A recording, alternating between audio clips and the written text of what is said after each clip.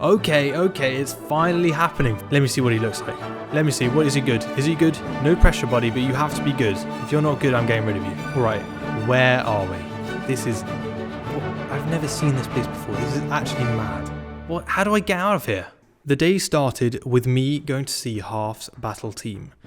There's a tournament coming up on the server, and he was currently preparing his team.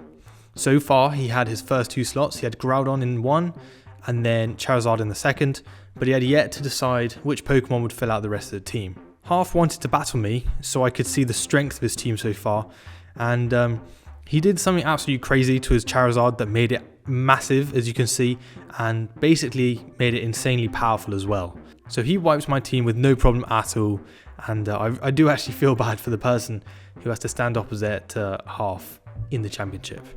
After my battle with Half had finally concluded, we actually came across this. Apparently, it was a rare Pokemon. I would have just let it walk past, but Half insisted that I catch it. And this thing was like a bug Pokemon, I think. And so the only move it had was increasing its defense. So essentially, it took me ages to actually get this thing down to any sort of decent catching damage, like to 10%. And then I had to spend another eternity waiting for my Pokeballs to not just bounce off this thing and actually do what they're meant to do, which is catch it. Now, of course, I did manage to catch it, and I sent it straight to my PC. And to be honest with you, dear audience, I don't actually think I'm going to touch that Pokemon ever again. Even though it's rare and all this and it's all good, I don't really care too much about it. Maybe I'll trade it. Maybe I'll manage to trade it for something cool. Who knows? Now, after seeing how pitiful my Pokemon team was, Half decided to be generous, and he traded me a legendary Meltan, hoping that this in time would allow my team to become a lot stronger. Now, Meltan at the time was absolutely minuscule together with my Jirachi. I so far had a tiny team, but I was told if I leveled Meltan up, he would actually become a half decent Pokemon, which was good to hear. At this point, our trading was interrupted by a player called Snow. Snow's house was absolutely massive, and as you can see, this whole open area was like storage. He had some tutors in there. It reminded me of a Nordic Great Hall, you know, a long house perhaps, which, you know, is a very cool design. It also had some underground floors or underwater floors, as you can see, that dip down, and the whole thing was circled by a massive walking plank. So you could walk around the whole building, see it from the outside, enjoy the beauty of the place. But it was generally a really nice build, and I think he said it took him like 3 or 4 days to do. I mean, it was a big project. Now, the main reason he actually called us over was because he had no idea what to do next, and so I tried to come up with a few ideas, but none of them seemed to be any good. So, dear audience, if you have any ideas of what you'd like to see in this area, please comment down below, and I'll pass on your feedback, and hopefully we'll get them built and we can see them in a new episode. That would be a wonderful thing to do. What basically ended up happening was Half and Snow showed off their Pokemon to each other and to me, and because my team was terrible and I actually don't have that many Pokemon, I just watched, really, just watched. They must have felt sympathetic for me, because Half decided to trade me a Cosmog, which would either evolve into a Solgaleo or a Lunala, depending on what time of day the evolution took place. Now, I wasn't really sure which one was better and which one was worse, or, you know, which one I should choose, but that was something for later in the episode. Now, Half and Snow decided to battle each other, and I was just about to leave so I could get on with my own day, but Half thought it would be funny to transport me to another dimension. Alright, where are we? This is... what? I've never seen this place before. This is actually mad. What? How do I get out of here? And that's how I ended up here, in a dimension called Ultra Space. Essentially, in this dimension, everything is dark, gloomy, and all the Pokemon basically want to kill you, which is not amazing. Luckily, I managed to stay alive because my Jirachi and other Pokemon are quite strong, or decent enough. So I wandered around Ultra Space for a while, battling Pokemon, taking on different raids, which actually gave me some really nice rewards, unlike the above ground raids, which aren't amazing. But I did eventually get to the point where my Pokemon had either died or such low health that they weren't really useful. So I had to leave and head back home. I managed to meet up with Half again, who had actually managed to find a boss Pokemon for me to fight. And after defeating it, I got to choose a new accessory, which would now allow me to supercharge or mega charge, or something charge, I'm not really sure.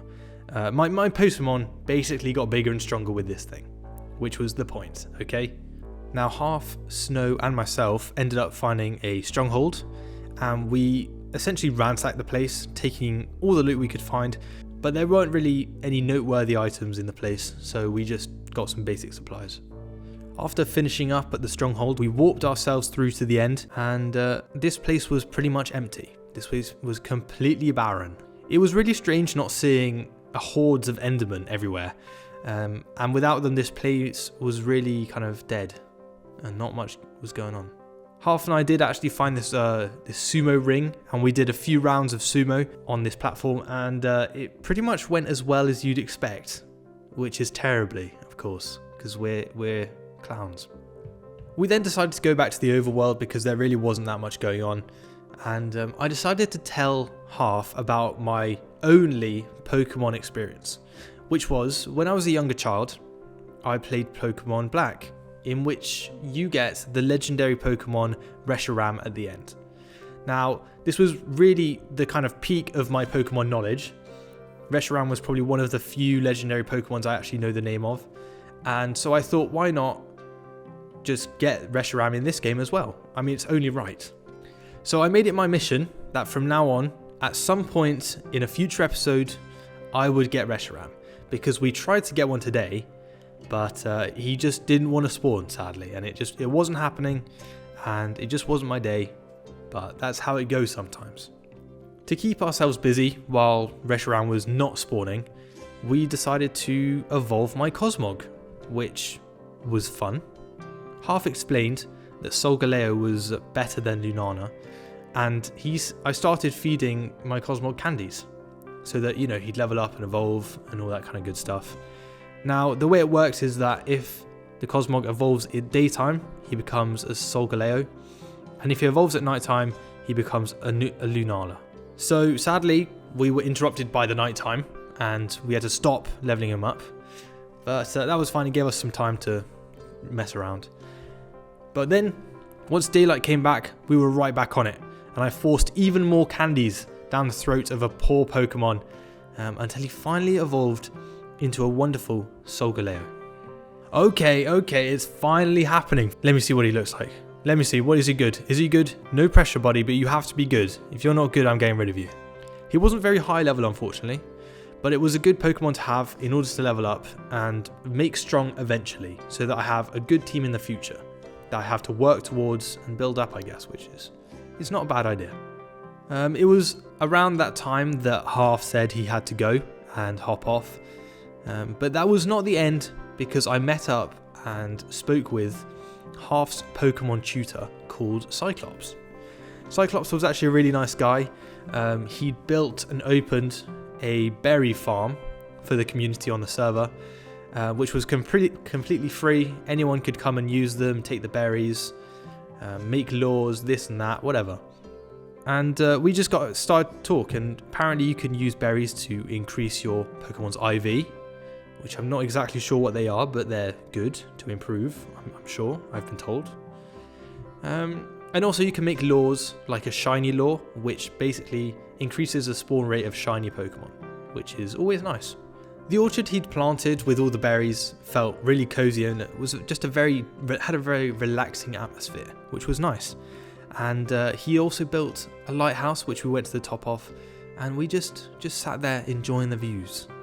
At the end of our whole journey of leveling up different Pokemon, trading Pokemon, going to the end, all this and that, and we just sat back and relaxed and enjoyed the view. Thank you all for watching. I really hope you enjoyed this video. There will definitely be more to come. There's a lot more to do in this series. I'm not even anywhere close to finishing, but thank you for watching, and I'll see you in the next one. Enjoy the end screen.